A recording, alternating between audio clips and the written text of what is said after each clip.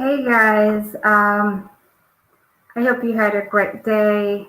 Um, you had a great night. For those of you who are waking up, just like me, just waking up in the United States. Well, it's 10 o'clock, so I'm not just waking up. But I hope you're all well. Praying for everybody who's sick or who has a sick person right now. We pray for you. We pray for those who've lost their loved ones. We pray that, God comforts you and heals the pain. So today, hi Moana, thanks for joining in. If you join, please let me know in the chat section where you're watching from, who you are. Like I can see Moana in there and other three people in the studio. So thanks for joining. If you'd like to join the stream, let me see if I can share. If I can share my, see if I can invite people. So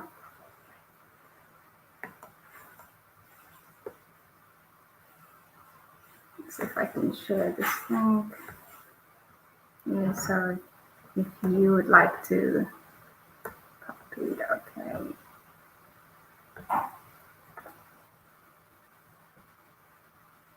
All right, so that's the chat. That's the link in case you want to join in. Or you guys can always join the studio, and I'll let you guys in. So today's it's not an emotional topic, but it's I guess it's an emotional topic. So I've been dealing with this for quite some time now, and like the past few weeks have been the same thing, like seeing lots of your friends losing their loved ones, with COVID and all this stuff. So it's been coming a lot everywhere you go, on my Facebook, on LinkedIn, on WhatsApp, so many messages, like so many things going around with people losing their loved ones.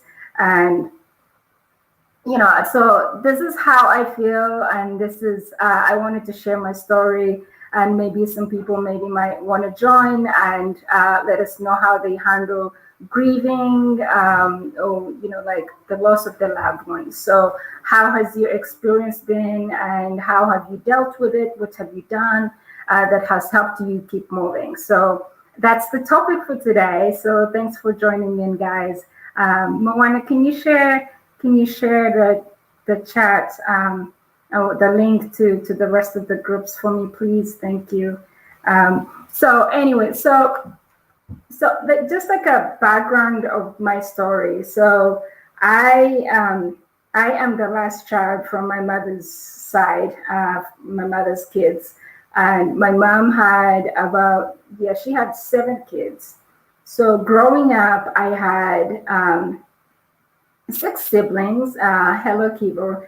I had 6 siblings, and so right now I have 1 sibling left, the one that I follow. So growing up, I lost my other siblings. So I experienced the pain of losing a loved one. Like I mentioned, as I'm the last one on my mom's side. So, I remember, I think the last one to die, I was about 13 years old, 14 years old. Yeah. So, and it was so painful. I remember so many, waking up and how it's done in Uganda, or maybe in some other parts in Africa. When you lose a loved one, so they bring that person after they die, maybe in the hospital, whatever. So they bring them back home, and it's usually 3 days before the person is buried. So in those 3 days, a dead person was just lying in your house, and so people would sit around it, and I know it's like a very, very sensitive topic, but people would sit around and grieve and tell stories, and then until the 3rd day when the person will be buried. So, and from like my childhood experience with those, with my siblings passing, I remember being scared to be in the house. That's one, because I was like, why is there a dead person sitting in the house? Like, why? And like, this person cannot even say hello to me anymore. So I was still young. But I remember like that specific side of our house up to now. I don't want to sit there because it just reminds me of like, okay, this is where that person was lying, lifeless. Um, so, so I mean, like the reason I'm talking about this is, do you ever heal? How do you heal? What goes on? Like, do you ever see those people in your lives again? Like, not physically, but do they come to you in any form, in form of dreams, in form of like, just appearances somehow? Yeah, thanks, Moana. So Moana says, I think the pain never goes away. Personally, I thank God I haven't lost anyone so close apart from my granny, but the pain never goes away. We just learn to live with the pain. Yes. So that's Moana. Thanks for sharing that. And and then so apart from my siblings, so I lost those. Like I guess I was still young, so I kind of have moved on. A few that I still remember, like I remember like the little things they did for me, like the little treats they always give me, like biscuits, like if you're African, like, or even getting like chocolate or candy was always like such a big thing. So hi Liz. Was always a big thing. So I remember those things about them. I don't remember more of like them punishing me because they never did. I was young. I think they treated me like a very, very young person. So they loved me. So I hold on to that love. I hold on to those memories of like the little things they always did for me. Bought me nice clothes, bought me candy. So those are the memories I have for those people because I was still young. Now I love other people to share with me your memories, like for such people, like the people that you lost. Hey Sarah, thanks for joining. Um, so what I remember, the most pain I feel like right now, every time I see my friends posting, I've lost a dad, I've lost a mom. So a few years ago, I lost my mom and my dad. That was like 11 years ago, 11 years ago, and then 10 years ago. So I lost my mom 11 years ago, and she was my best friend. She raised us, me and my brother, and my other cousins who she adopted single-handedly. So she was the rock to me, and so 11 years ago she passed, and I remember. I mean, like those things, I don't think the pain ever goes away. But how do I deal with it is what I will be sharing with you guys. Um, I remember being away from home. Hi, Jackie. Hi, guys. I didn't mean this to be like such a sorry, like a sad video, but I feel like by me talking about it and sharing it, maybe somebody's going through the same thing, and maybe they'll feel comforted by what I would say, or maybe they will relate. Maybe you get healing by talking about these things, by crying and doing all these things. So maybe this is what will help me to heal as time goes on. So maybe that's what will heal you guys as well. That's what will help you. So when I lost my mom, I was not in the country. I was in the United States, but I remember my last memories of her. I traveled back to Uganda for my brother's wedding. That was around December of 2009, and thanks, Sarah. Thanks, guys. Thank you. Hi, Remy. Thanks, guys, for joining. So I'm in the middle of like talking about like. Hi, Erina. So when I traveled back to Uganda in 2009 for my brother's wedding. So when I got home, it was fun. It was everything. Hi, Mr. Musinguzi. Thanks, guys, for joining. More honor. So when I reached in Uganda, I always talk to my mom every single day. I would wake up and she's probably beeped me. If you're in Uganda or African, like beeping, you find like a missed call. They're not really calling you, but they like call and hang up. So because they want you to call them back. So I was always used to that, like waking up and finding a missed call from my mom. And so I went to Uganda in 2009, and it was wedding time. And I didn't like how my mom looked. I was like, Mom, you look like you've been sick. And then she was like, well, I've had problems with ulcer here and there, but I'm seeing doctors. She'd lost a lot of weight. But I was like, this doesn't look good and doesn't sound good. So I was like, okay, after the wedding, I traveled with her to Kampala. Kampala is one of the main cities in Uganda. So I traveled with her so she could see a doctor. So I stayed in Uganda. I was pregnant with my first child that time. I think I was like about 5 months pregnant. And so I decided to extend my stay in Uganda so that I could make sure she gets, like all the medical doctors seeing her. So I stayed there and we saw doctors. We did a whole bunch of tests, and it came out that it was not even ever ulcer. She had a tumor that had grown in her stomach that was stopping like her digestion system and stuff. So that's why she wasn't eating that well. And so the doctor's like, okay, we have to, do an operation and get this tumor out. And then after that, we'll have to do like a cancer test on that tumor to make sure it's not cancerous, or if it's cancerous, what's the next step? I was like, okay, that's good. So this time we're leaving somewhere. And so I stayed in Uganda. My trip was supposed to be for 3 weeks, but it ended up being for 3 months. So I stayed, and we looked for money. They did an operation at Kampala International Hospital. It was expensive, but I was like, well, this is worth it as long as my mom can survive.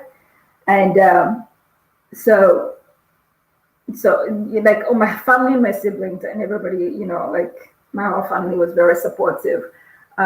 So they did surgery. She came out. She was strong, and then a day after that, the doctor said, "Well, Brenda, we are going to be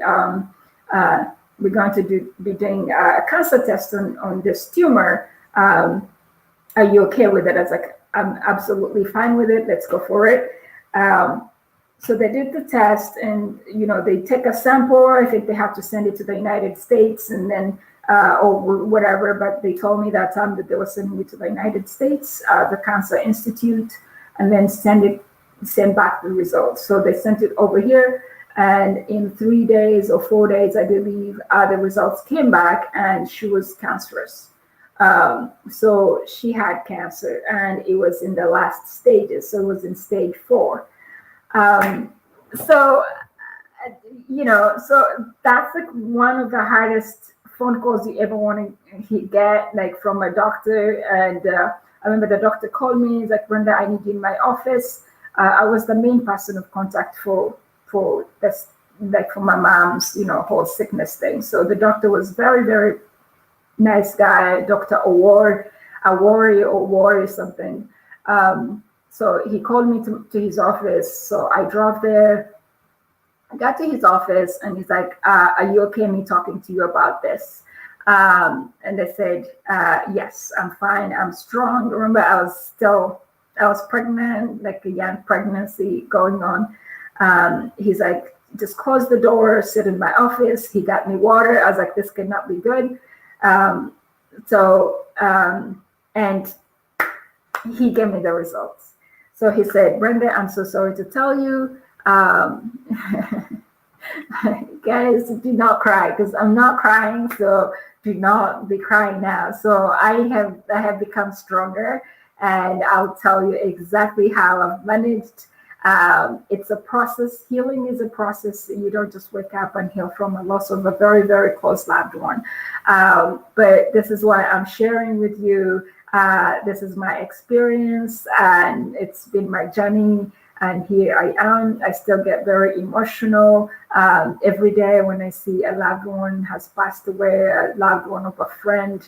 But this is what I'll tell you. Maybe it will encourage somebody. So anyways, going back to my story, my mom, so he told me my mom would not live past 3 months. He said, so I am sorry, she's weak right now. Hi, Rashid. So it's like, I'm sorry, your mom is weak. She just had surgery. She's not eating too much. We put her on vitamins. I would not recommend us doing chemo. So I talked to my husband, and it's like, because he knows these things. So I was like, hey, so what do you think? He's like, yeah, if they're recommending that he's weak, the best thing to do is just keep her comfortable, give her vitamins, and that's what exactly the doctor was telling me to do. So we started her on vitamins, and after he told me that my mom would not live for another 3 months, if I'm lucky, if we're fortunate, that just like crushed my heart. Hi guys. So it crushed my heart. I didn't know who to call. I didn't know who to tell. But I remember calling my husband, like telling them that, telling him that, hey, the doctor says my mom might not survive past, 3 months. Do you think that's even a thing? Like really, is he God? How could he know this? He's like, Brenda, the guy is a doctor, and yes, with stage 4 cancer, that's possible. But you have to be strong. So the doctor's like, Brenda, are you sure you want to drive home? I felt like I wanted to throw up at that point. Like my stomach started hurting. I was scared because I was pregnant. Like I don't know how I felt. Honestly, it was the most terrible news you can ever hear. So I left his office. I stayed in his office. He closed me in his office for about an hour. I said, I'm not letting you go. If you want me to call your brother or somebody else, let me know so they can come drive you. I was like, no, it's fine. I tried to be strong, sat in the office, his office for an hour, cried and cried and cried. And I didn't know who to tell. Just drank my water, and after an hour, my aunt used to have a restaurant in Wandager, so that was on Kampala Road, where the tests, the doctor's office was like right on Kampala Road. So if you guys are familiar, just like next to All Sense, yeah. So like just opposite it is his office. So I got out, sat in the car, stayed in the car for like another 15 minutes. I didn't know where to, yeah, please thumbs up. I didn't know where to drive. So I picked up my phone and called my aunt. My aunt is my mom's sister, and she's like my best friend. So I called her, like, hey, Auntie Joy. So here I have some bad news. And she said, oh my God, what now? So she knew I was going to pick the results. I was like, well, she's like, don't tell me about it. Just drive here, come to Wandager and see me and talk to me in person. So I drove there, sat down, just like broke down. I cried. I said, how do I even face my mom? How do I see her every day knowing she's not going to survive? Like, what do I do? Like, at that point, I wish there were like counseling services. I needed like a person to counsel me. I think such services come handy. You cry, I don't know, they massage your shoulders. And so my aunt tried. She locked me in like her small office in her restaurant, and we were there together, like cried. And she's very religious. She said, Brenda, just pray. Let's pray. Let's pray. She's going to be fine. Everything is going to be okay. But to me, I was like, you don't know what you're talking about. The doctor just told me this. So, like, praying does not work. Like, she's like, no, it works. It works. So we prayed and stayed in there for a long time. Like, I think customers kept coming, and like the waitresses were like taking care of it. And we were just in that room, bucket crying. So I had to pick myself up, and if you guys want to come in, please let me know. You can share as well. You can talk to me. You can also talk to other people who are watching. We have about 20 people watching. So that, I think it would help somebody. I know Diana up there, Akishule, she lost her mom and her siblings in a car accident, so she knows like what I'm talking about. I know her story. So anyway, I got home. We left the restaurant together with my aunt. My mom was staying at my aunt's house. So, but every day I woke up, I would cry. I would just like go to see my mom, and I think my mom sensed it. From that day, she started asking me like, "Oh, what is the doctor saying? What's your friend saying?" Because she started calling the doctor my friend. It's like, "Oh, that guy's your friend. So what did he say about my sickness?" I was like, "Mom, it's going to be fine. We're getting medication. So we just have to keep you eating. Like, we have to keep you on like different types of foods, nutritious foods. But it's going to be okay." Like, I don't know how I became strong. I don't know where the energy came from. Hi, Scissors. I don't know where all the courage came from to me to tell to tell my mom that everything was fine. I could not disclose to her what the doctor had told me. But like, I would just look at her and it's like, "Mom, guess what?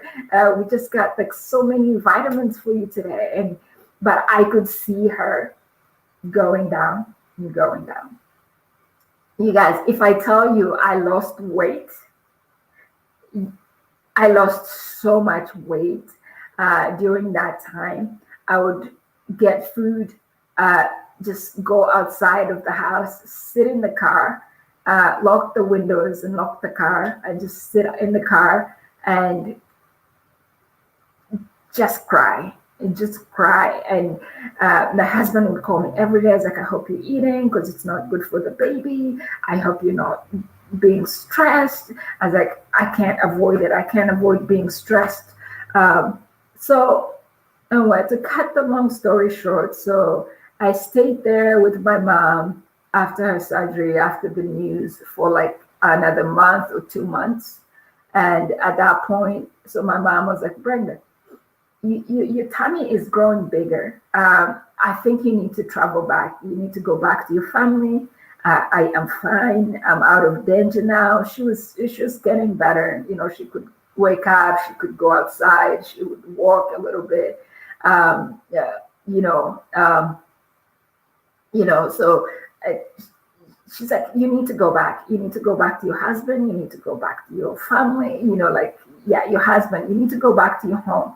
I was like, "Mom, not yet, not yet." So I kept changing my flight.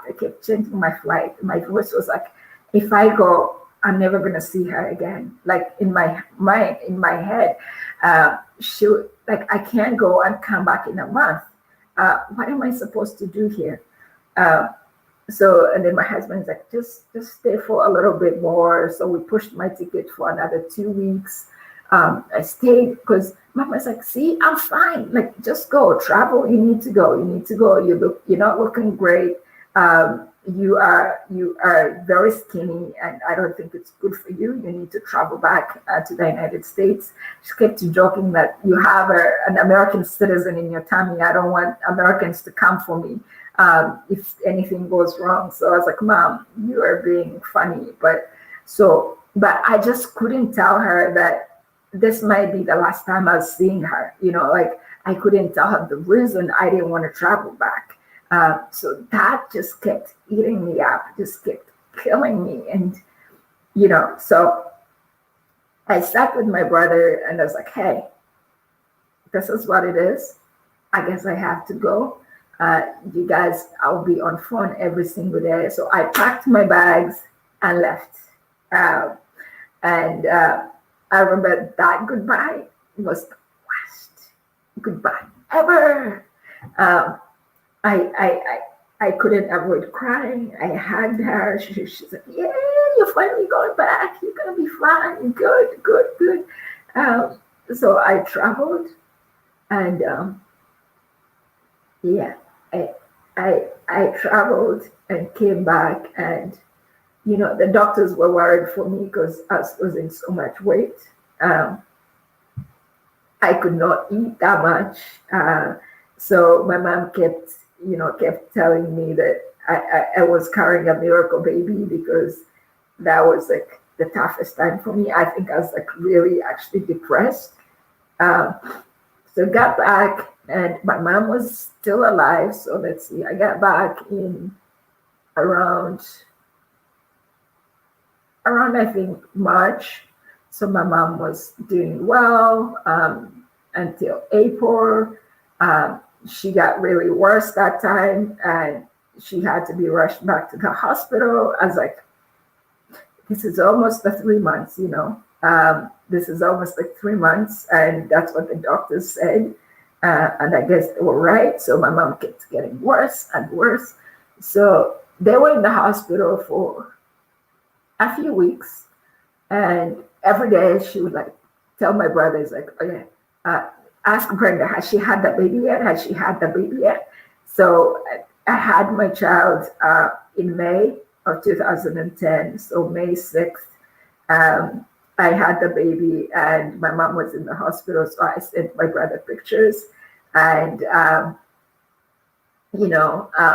sent him pictures. I'm like, can you show mom?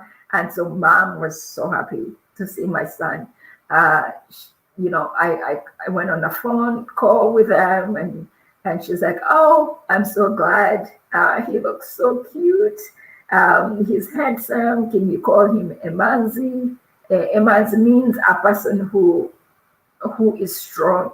Like, so my mom said, call him Emanzi for me. Like he was a strong child through all this stuff that I was going through. And and to tell you, honestly, I think she was hanging on, like God was hanging on for me so that maybe she could see my child. And so she passed on 2 weeks after I had my son. And you guys, if I tell you, I honestly, I was super sad. I woke up that morning and it's hard losing a person when you're not home, when you're not close to them, when you're miles and miles and miles away. It's hard. I honestly think that's the worst thing ever, when you're not there to be with your family that is grieving, when you're not there to send them off. I mean, I could have jumped on a plane, but I was a fresh mother. That would mean me traveling with my baby. So my family was like, Brenda, you cannot travel. You cannot travel, so we'll send mom off for you. You've done your best. And so I woke up that morning. I think my mom had passed on morning time, like 9 a.m. Ugandan time, which is like maybe around 2 a.m. my time. So I think they had called me around that time. They had sent me messages. There was messages on my Facebook, saying sorry. And so I woke up at 7 a.m. my time. And my phone was just full of WhatsApp messages. My social media was full of condolences. I I could not breastfeed my child. Um, I could not breastfeed. I did not have milk. I just cried and cried and cried. My husband didn't know what to do for me. I didn't want to touch my baby. I did not. I could hear him crying on the side. I didn't want to see him. Uh, so my husband just mixed milk, like formula, and fed the baby, carried the baby around. I I just didn't want to see anybody. Uh, and I mean, like, the thing is, in other countries, so people grieve differently. Um, so, like how Africans grieve, I think Africans always come together when such a thing happens. I remember people coming to my home, like when I lost my siblings. People would come and like spend nights there, like make sure you're comforted and make sure you're not alone. But here things are different. People have their own lives. Maybe they might show up and bring you some food. I mean, like at that point, I didn't know many Ugandans or many Africans around me. I didn't have like any Ugandan communities around me that I knew. Uh, I remember just being me and my husband and his friends, who were now my friends, who were Americans, um, stopped by and like brought us food so that we didn't have to cook, since like we had a fresh baby, and then I was like devastated. So they stopped by and brought us food to eat that they cooked, some that things that they bought. Um, sent us cards of like sorry, condolences, things. But I remember just feeling alone. I remember being super sad. I would just imagine what's happening at home. I was on the phone with my family the whole time. Uh, but I knew I had to be stronger. I remember I could, every night, I would see my mom. I would hear my mom talking. I would hear my mom laughing. I would hear my mom telling me you did well, you did this and that, like saying, oh, your baby's, So, and then that's when I actually, like on day 3, um, I became stronger. I was like, well, do I stay in bed and cry the whole time? How is that going to help me? You know, my baby, like he doesn't deserve me, resenting him. Um, what do I do? I need to get to him. I need to give him my love. I need to hug him. That's what my mom would want me to do. I picked myself up and went for walks. Put my baby uh, in the car, in the stroller, and went to the park. Did walks around and listened to music and listened to the songs that my mom always liked to listen to. Like, thank God for YouTube and Google. You can find these songs. So I hang on to her memories, and I had to give a speech on her burial from overseas. Uh, that kind of felt like I was there, and I wish then there were things like Zoom. Maybe they could have done a Zoom, ceremony for me to feel like I'm part of it, like watch everything. Maybe that would have given me more closure. But just speaking on her funeral and saying bye, and telling people about her, and thanking everybody who had helped us, kind of brought some closure to me. Now, how have I moved on since then? So it's been 11 years since she passed, and have I healed?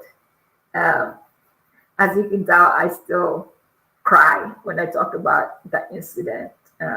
No, I haven't healed completely. Have I moved on? Yes, I have. But the pain doesn't go away. I don't think it does.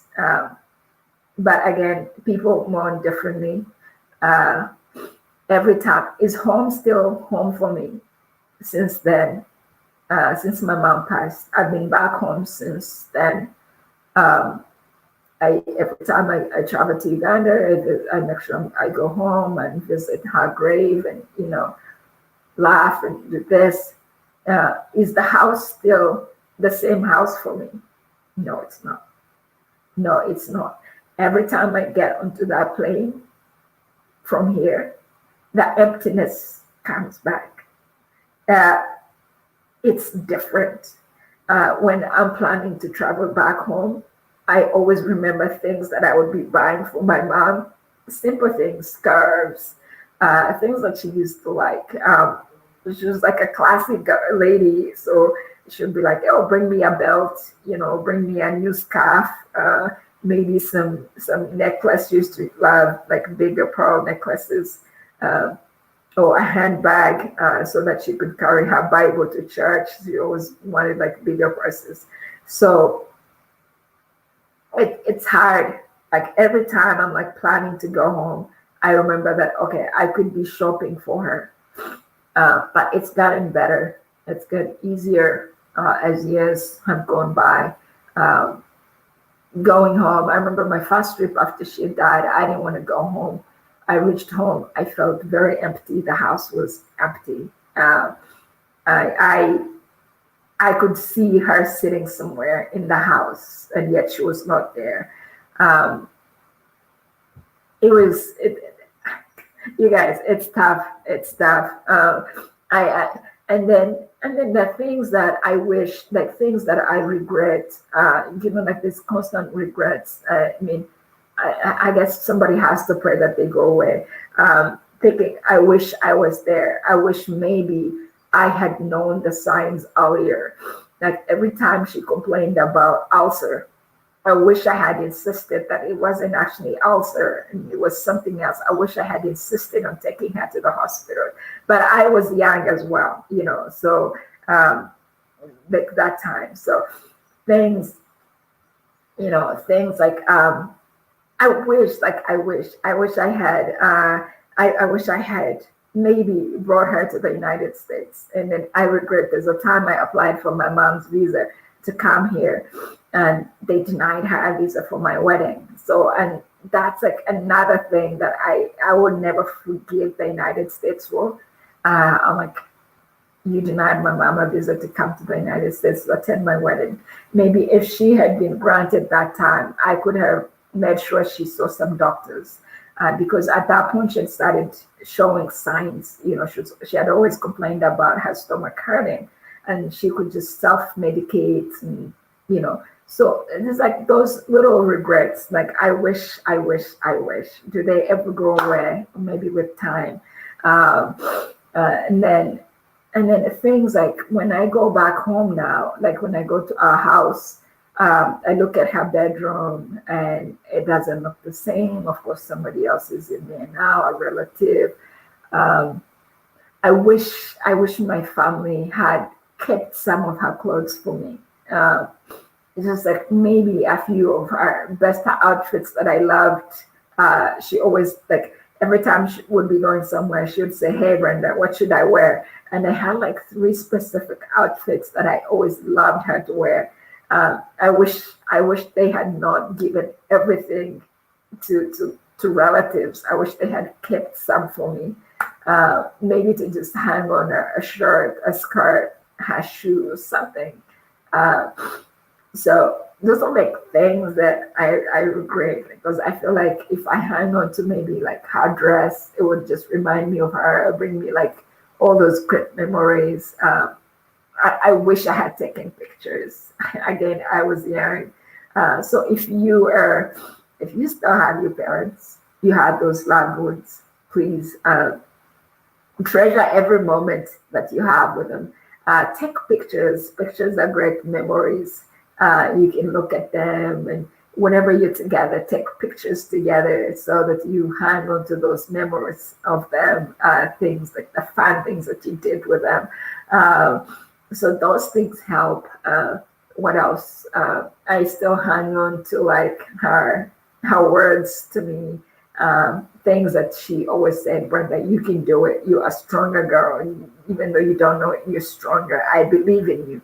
You're going to be great. You're going to be a great mother. So sometimes when things are failing, like or when I feel like they're failing, I'm failing at motherhood, I remember her words, her telling me, you're going to be such a great mom. You're going to be great. So and then I get encouraged, and then I'm like, okay, who cares? I'm doing well as a mother right now. Um, and then, so such things. If you have friends, and so these are things that you can do for people like me those times. Follow up with your friends, with your family members, check on them, even after the burial, even after months. People are still hurting. People are still in recovery. So reach out to them, see how they're doing. If you can get together with them and make them laugh and make them have a good time, it helps. It helps them with the healing process. It helps to know that somebody is there. So it really helps to make sure that, you know, things happened. People did not just move on. You're still with them in spirit, and you still think about them. Send them a message on, like WhatsApp or on Instagram or on Facebook, and see how they're coping, how they're doing. Some people get into depression after they lose a loved one. Um, so you have to reach out to them, like check on them. All it takes is just a text message. I'm not an angel at that either. I still could do better for my friends, for my family. But even like now, like there's so much COVID going on, people are losing their loved ones, people are sick. Reach out to them, reach out to each other, check on them. When you see a message of, rest in peace, I've lost my dad, go an extra mile to send them an inbox, maybe like a few days after, and say, hey, I know you lost your mom, I know you lost your dad. I'm so sorry, or you lost your brother, you lost your sister, you lost your best friend, you lost whoever. I'm so sorry to hear. I'll be praying for you, and make sure you actually pray for those people, because healing is a gradual process. And of course, people mourn differently, people grieve differently, but you can reach out to them. Now, if you're one of those who's close to the person who's lost the person, um, provide, like, make time to be there for them. Hi guys, make time to be there for them. Like, you might not be there physically, like I can't be there for my friends right now in Uganda or in South Africa or in Namibia or anywhere, but you could be there virtually. You can call them, you can send a message, you can do all those things. So hey guys, so that's been my journey for now. And I losing loved ones suck. It sucks so bad. And I if you still have your loved ones, your close family and siblings, bless them. You are so lucky, and you should be grateful. You should thank God for that, and you spend some time with them. Treasure those memories, create memories with them. So again, I hope everybody hang in there. If you're going through this, keep praying, hold on to your memories with your loved ones, and pray that you move on. Some people move on faster. Some people's healing takes time. If you need to see a specialist, if you feel like you're getting into depression, find a specialist. There are people out there who are known for counseling, that they will counsel you. They will give you all the comfort that you need. I hope your family reaches out to you and you guys get together. You might not get together physically because of lockdowns and whatever is happening right now with COVID, but be there virtually for each other. Reach out to each other. You might be sisters, but how you get affected by the passing of your mom is not the same way the other sisters can get, affected. So reach out to your sister as well. Be like, hey, Brenda, how is mom's passing treating you? Like, how are you recovering? So uh, hmm. Sorry, Sarah. Sorry. Yeah, it's too much. It's too much going on, guys. Um, uh, Sarah, you can just be there for her. If you can, call her. If you have her phone number, call her if she can talk. I know some people, right after they lose their loved ones, they don't want to talk to anybody. It's hard because they don't know what to even say to you, or you don't even know what to say to them, Sarah. Just maybe try calling if they pick up. Just tell them you're praying for them. If there's anything that you can help them with, just tell them you are there for them. Say, hey, I'm so sorry. I'm here if you need me. Just let me know how I can be there for you. And sometimes that's all you need to say to people. And no, thank you, my friends here. Yeah, like it usually has like a bad lighting there, so yeah, but thank you, Liz. Um, so yes, so reach out to people, be there for them. Like I always tell my friends, like I'm here if you need me, because sometimes, like I just said, some people don't want to talk to anybody. Like once, like I remember that week, I just didn't want to see anybody. I didn't want to talk to anybody, other than like maybe like I kept saying, I wish I could just get a text from my mom. I wish I could get a missed call from my mom. So I told my brother never to, lose my mom's phone number. So he kept it. So sometimes it's weird. Like sometimes if I want to talk to my brother, but I feel like if I remember my mom, I just want to call that number. He picks up, but in my mind, I'm like, okay, this is more like I'm talking to my mom because this is her phone number. So I don't, like I told him never to throw that line away. If he ever feels like he doesn't want to pick up my mom's phone calls anymore, he should just give me back the line. Just give it to me. I'll just keep it. So people grieve differently. That people who want to hold on to something that belongs to their loved ones, and the people who just want to get rid of everything that ever had to do with them because they don't want those memories. Like every time they think of those memories, it just depresses them. But then the people who are the other way around. So whichever way you grieve is fine. Whichever way you deal with recovering is fine. If you feel like crying things out works for you, cry. Find time. Lock yourself in a room and pour it out. If you feel like talking to people like now, like I'm doing, like telling other people your story is helping you recover, do it. Do it. It's on you. You never know. Sometimes you're just helping other people. Guys, let me see. Let me see what you guys are saying here. I'm sorry. Like this is like such a sad life. But I hope it helps somebody out there. If you ever need somebody to talk to, if you want to hear somebody who can relate to you, I'm always here. I will share my WhatsApp number. If you guys reach out to me, I'll be ears open. I'll try to comfort you as much as I can. I'll do what I think I can to help you get through this because I've been through it. For my dad's passing, so I didn't grow up with my dad. I grew up with my mom. So my dad's passing, well, it pained me to some extent. I had regrets, things like I wish I had taken time to actually know him. I wish I had taken time to actually hang out with him.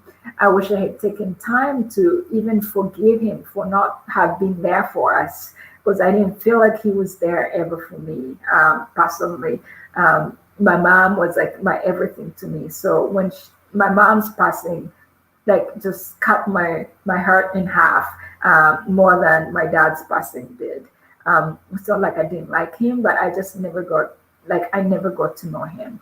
And it was too late because he came back to my life more after my mom passed. But I think I had already created a wall against it. And I wish I hadn't. Maybe he was such a great person after all. So it's like the regrets.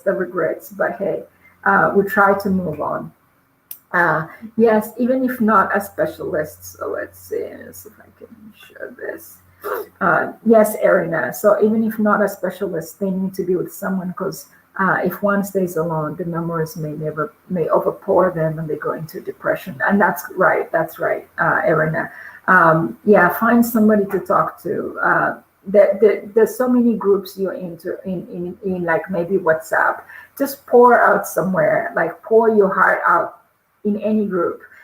Trust me, you might think, who cares to be listening to this? But it will help you. It will actually help you to heal personally. Like the moment you bring it out, it like opens your heart. It brightens your day somehow, and you'll be surprised. Somebody will say, "Oh, I can relate to that, Brenda," and that by itself helps you to know that you're not alone going through this. There's somebody else. Yes, there's somebody else who's going through the same thing. There's always somebody going through what you're going through in this world. So um, cry out on your Facebook, write a big paragraph, write things. So what I do, I have a book, I have like a small diary. Sometimes I just sit there and write stories. Like when I find like when I'm in that space, like maybe like every anniversary of my mom's passing, I get like a little sick. But that's the time I sit down and write things that I remember. Like I write a letter to my mom, like, "Hey mom, guess what? I am 35 years now. I have two amazing boys. One of them reminds me of you. He's as stubborn as you are." So I write things like that to my mom. Just writing a letter to my mom, and I like laugh, I cry, and but it like when I'm done, I have like paragraphs and paragraphs like of things that I've written to my mom over time. Like every time I remember something, like maybe something that he used to say, I just go down to my book. I was like, "Oh my gosh, guess what, mom? Today, would you remember like that time when you say this and this and this?" And it actually just happened.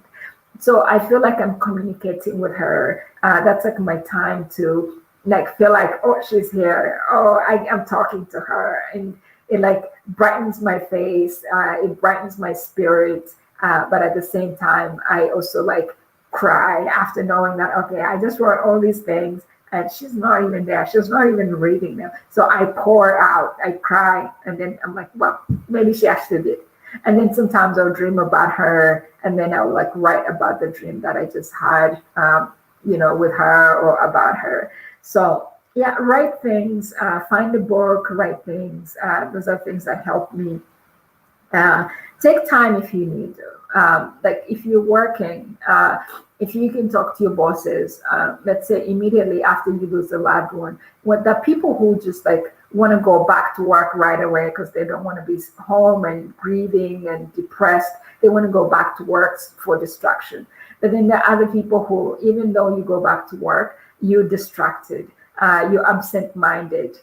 Your mind cannot be at ease. You're still thinking about your loss. So maybe you could talk to your boss to take some time off. Take some time off, reflect, go somewhere, sit, listen to yourself, cry to yourself, and like try to see if that actually helps you to heal.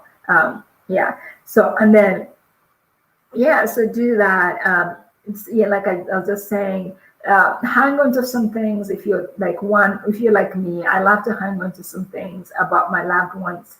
These are things I wish I had actually hang on to some of my things from my mom. I have some pictures, so those are great memories for me. Those I like love them to death. But if you can hang on to those. But if you're the other person who every time you look at those things, let's say your mom's dress or your mom's pictures, you get very, very depressed, then maybe it's time to put those away. It's time to keep those away from your sight so that you can heal. And again, we heal differently, but you have to find how you grieve and what helps you. Write about the person. Yeah. So like as I was saying, write some stories about them, things that you can share with your family, with your children who never got to meet your mom, let's say. So I always tell stories about like how my mom raised me, things that she ever did when we were growing up. And they're like, what? I'm like, yeah, that's how she did it, this and that. So I'm reliving my memories through my kids, through sharing with my kids, or through sharing with some friends.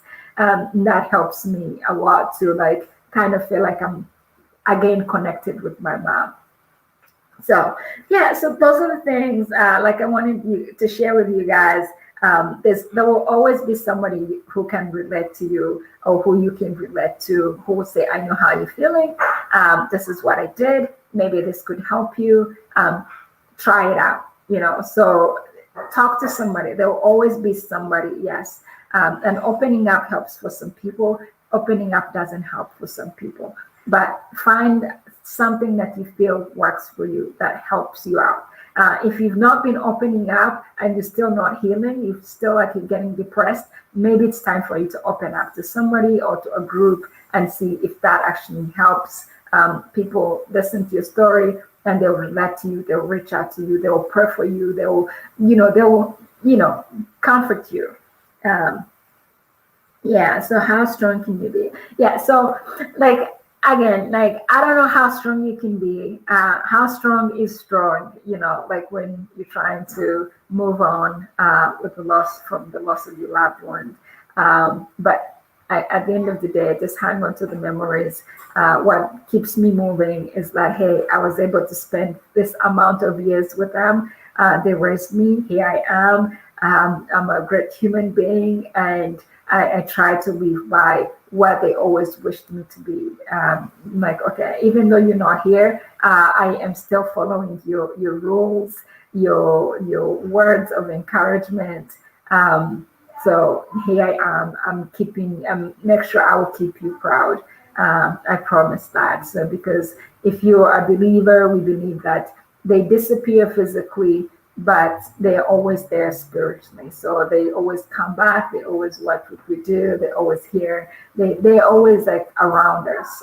For those of you who believe, I don't know what your religion or beliefs are, but that's how some people believe that. So people perish physically out of this world, but they still exist. They watch over us. Sometimes you see them in dreams. Sometimes you feel like in a dream you're talking to them. So that's how they get back. They're still back in your life. Yes, Cecil, that's good. So let's see. Cecil says, writing helped for me. So I write till the ink fed. Yes, girl. I'm glad that works for you. So yes, writing things out, going back to like reading them even yourself. I think that really helps, and it helps me as well. Let's see, Sarah here. Kara, that's true. I have shared this link with her. Hope she joins us. Oh man, that might be too soon. If she has just lost her dad, that's painful.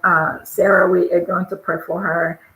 If you can share her contact with me, I can also reach out to her. I can call her maybe tomorrow. I can send her a text at least to show her that she's not by herself, and we are here. We are praying for her, and we can stand with her, and we can help her if we can. Susan, I get you, my sister. Yes, thanks for joining, Nicholas. I hope you're healing. I hope you're out of danger with COVID. I kept checking on you, so that's like another friend of mine. He's also a YouTuber. I kept checking on him on the side. I'm like, are you doing well? How are you doing? And so whenever I didn't hear from him in a day, I was like, I'm not gonna give up. So the next day, I'll also still check on him, and he responds and he's like, oh well, I'm doing better and this and that. So I'm glad, my friend. Katrina, yes, the strategy of writing letter is very good. It is very good. It's helped me a lot in my healing process. I write about my friends. I write about everybody who's close to me. I write things about them. So I have like a book, my diary. So I write, at some point I wanted to write a book about like maybe my mom, about my experience, having a cancer patient. What kind of things can you do? Like when you have a sick person, how can you help them? Like not to feel like they're being a burden to you, first of all, because as a caretaker, you get depressed at some point, and then it hurts when you actually know that the person you're taking care of is not going to make it. Like when the doctors tell you like, okay, this is stage 4 cancer, this person is going to die. So you like kind of watch them every day, and you're like, I know the day is coming. I mean, we're supposed to be believers and believe miracles happen, but the things that scientifically you can tell, yeah, this is what it is, and you accept it. Um, but it also emotionally drains you when you have like such a patient. Let's say a patient who's like a coronavirus patient right now, like they're on oxygen and things like that. How can you stay strong um, to still help them be strong? So like, how can you not show your emotions to them, your fears to them?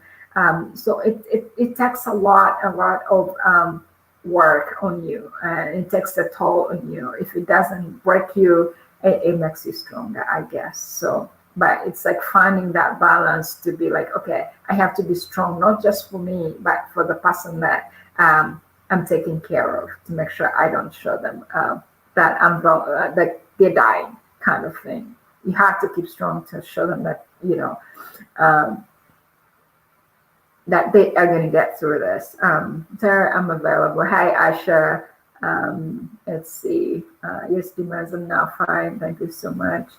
Okay, I'm glad you're fine. Nicholas, greetings, brother. All these guys are my YouTuber family. So if you guys haven't subscribed to each other, check out their channels. This is a family. I'm so glad I found you guys. I'm so glad I started YouTube a few months ago, and I've met amazing human beings through this thing.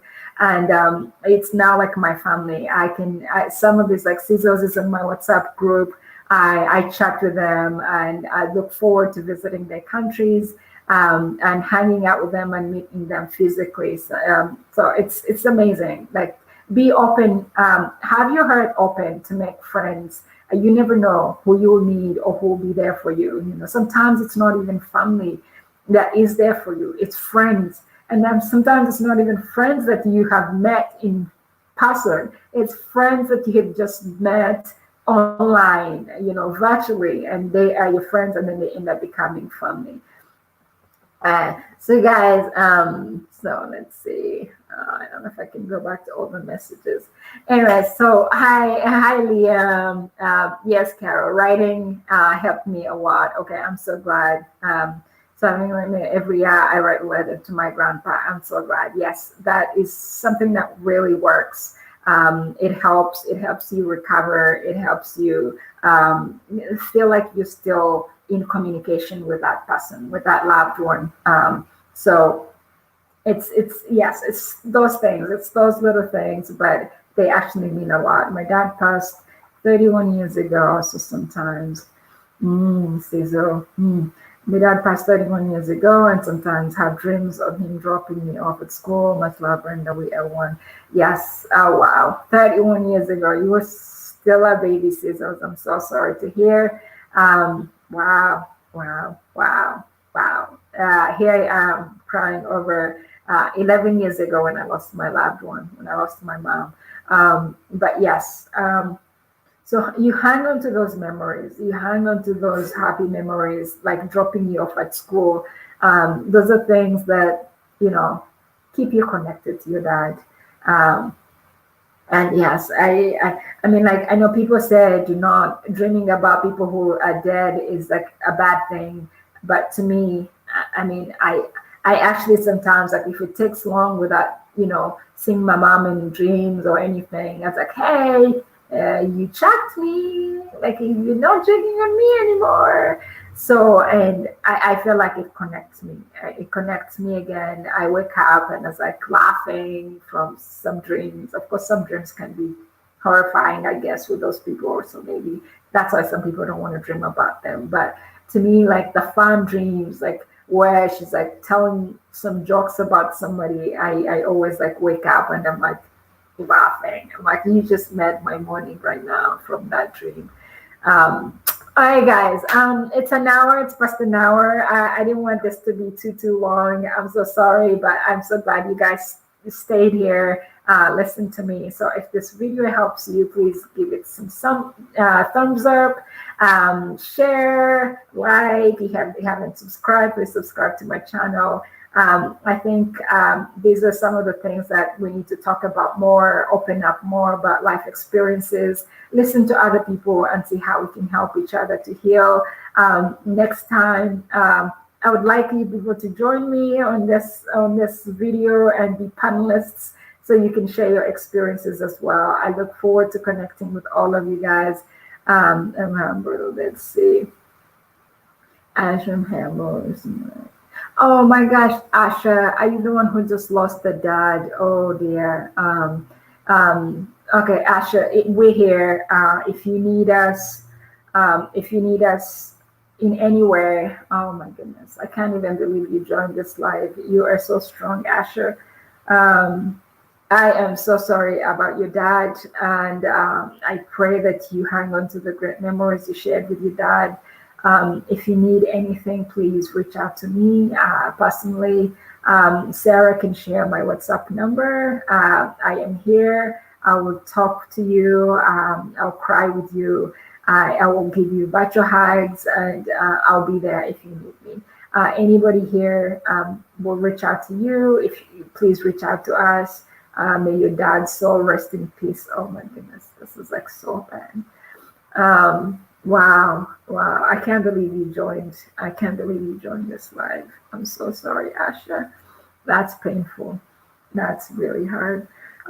Yes, like my friends are all saying, Asha, may your dad's soul rest in harmony. Yes, we are here for you indeed. We are so here. Oh wow. Asha, I'm honestly really sorry. We pray for you. We pray for your family. It's really hard in Uganda right now because of COVID. Most people don't even see their families, at the send off. So you can't travel, you can't do anything. But may you be comforted. So we pray for you. We pray for your dad. All right, guys. Thanks again for joining.